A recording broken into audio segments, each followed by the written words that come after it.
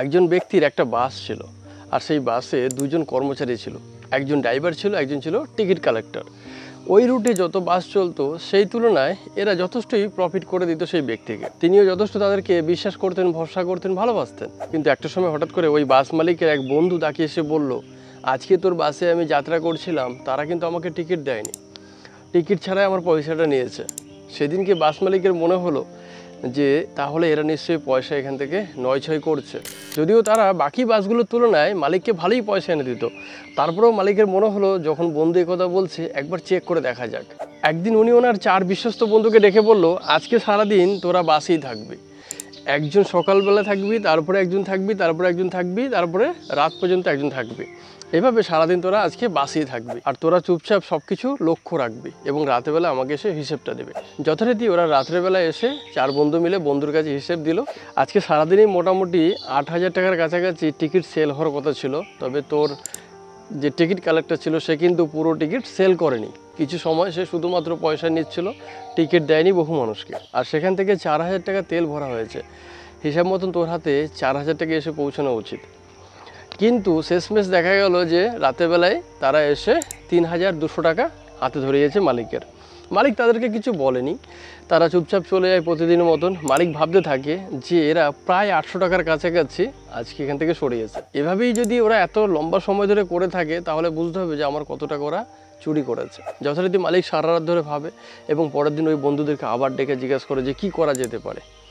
বন্ধুরা অনেকে বলে যে পাল্টে দাও দুজনাকেই, নতুন রাখো। মালিক বলল যে আমি যদি পাল্টাই তারা যে করবে না তার কি গ্যারান্টি আছে? আমার রুটে যত বাস চলে সব বাসেরই তো প্রায় একই রকম ইনকাম, কম বেশি 19-20 হতেই পারে। তো এর থেকে আমি কিভাবে বুঝবো যে তারা করছে না?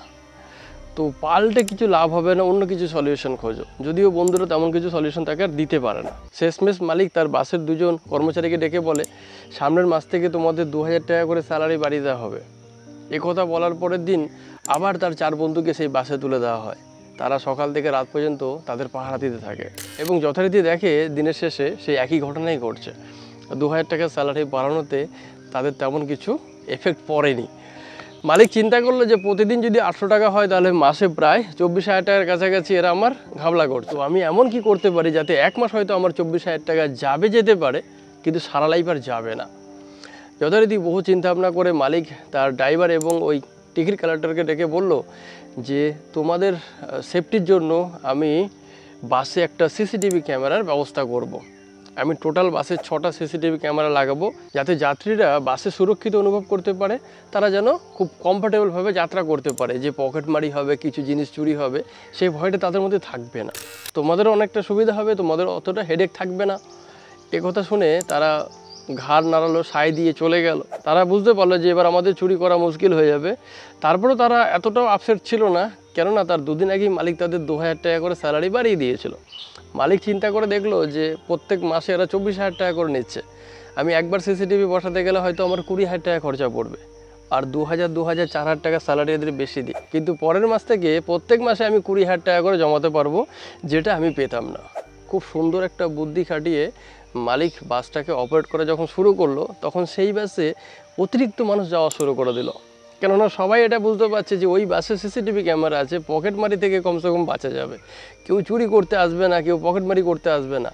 একটা সবাই নিরাপদ বোধ করছিল। সাথে সাথে মালিকেরও প্রচুর মুনাফা হতে লাগলো।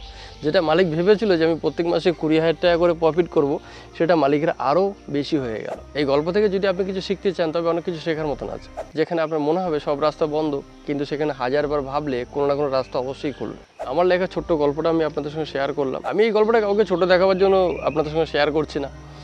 এটা আমার মনে হয়েছিল, এরকম একটা স্টোরি আমার মাথায় এসেছিলো, সেটা আমি লিখেছি, তাই সেটা আমি আপনাদের সঙ্গে শেয়ার করলাম। কেমন লাগলো জানাবেন অবশ্যই। ভালো থাকবেন সবাই।